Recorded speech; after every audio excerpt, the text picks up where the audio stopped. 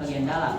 Kita akan membahas bagian luarnya dulu. Penis itu merupakan alat kopulasi yang terdiri atas akar, kemudian badan, dan glans penis. Nah, mungkin ada beberapa yang bertanya-tanya, apa sih itu glans penis?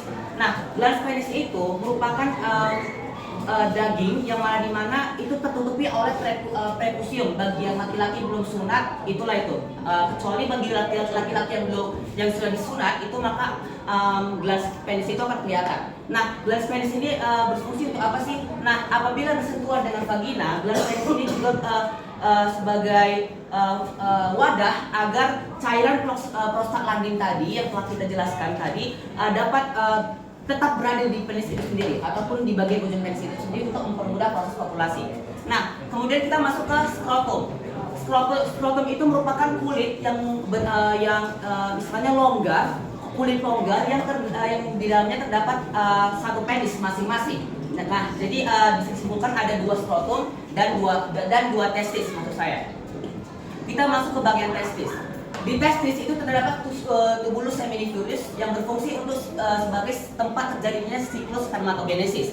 Nah, apa sih itu siklus spermatogenesis? Siklus spermatogenesis itu merupakan berasal dari bahasa gametogenesis ataupun pembentukan sel kelamin. Spermatogenesis berarti pembentukan sel kelamin ataupun sel sperma. Pertama-tama itu ada namanya sel germinal ataupun sel awal, sel mula-mula yang disebut sebagai spermatogonium. Spermatogonium ini akan melakukan pembelahan yang disebut sebagai mitosis.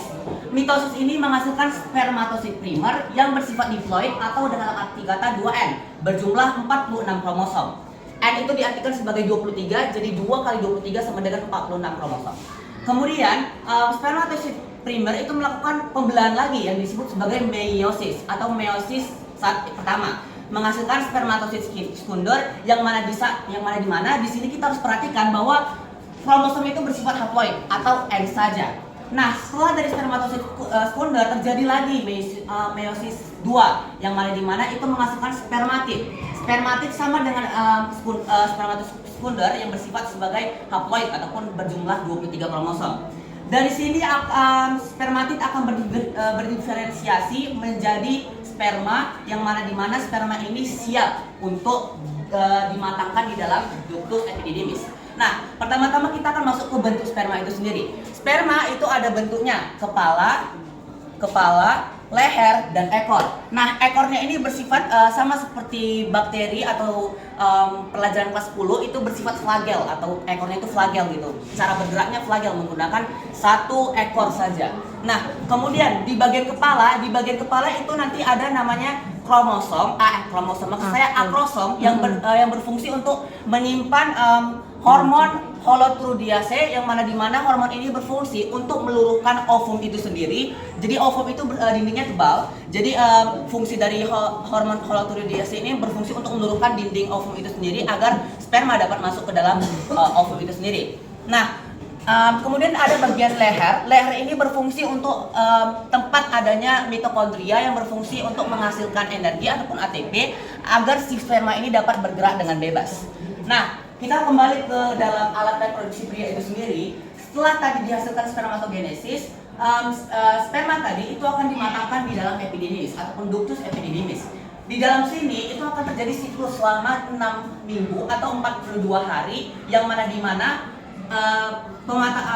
proses ini berfungsi untuk mematangkan sperma agar sperma dapat bergerak dengan bebas.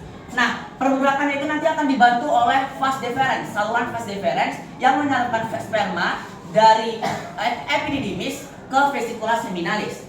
Ductus vas deferens ini berfungsi untuk menghubungkan epididymis dengan vesicula seminalis itu sendiri. Nah, vesicula seminalis ataupun kantung sperma itu merupakan tempat di mana sperma akan berdiam sampai akhirnya akan terjadi ereksi, ovulasi ataupun ejakulasi. Nah, di dalam sini perlu kita ketahui juga ataupun perhatikan vesicula seminalis itu juga menghasilkan suatu kelenjar ataupun suatu zat kental yang berfungsi untuk menutrisi ataupun merupakan menutrisi dan melindungi sperma itu sendiri. Nah, kira-kira zatnya itu apa sih? Zat itu disebut sebagai fruktosa. Fruktosa itu akan melindungi dan menutrisi sperma agar sperma dapat bertahan di dalam vesicula seminalis. Vesicula seminalis ini akan dihubungkan oleh ejacularitus yang mana di mana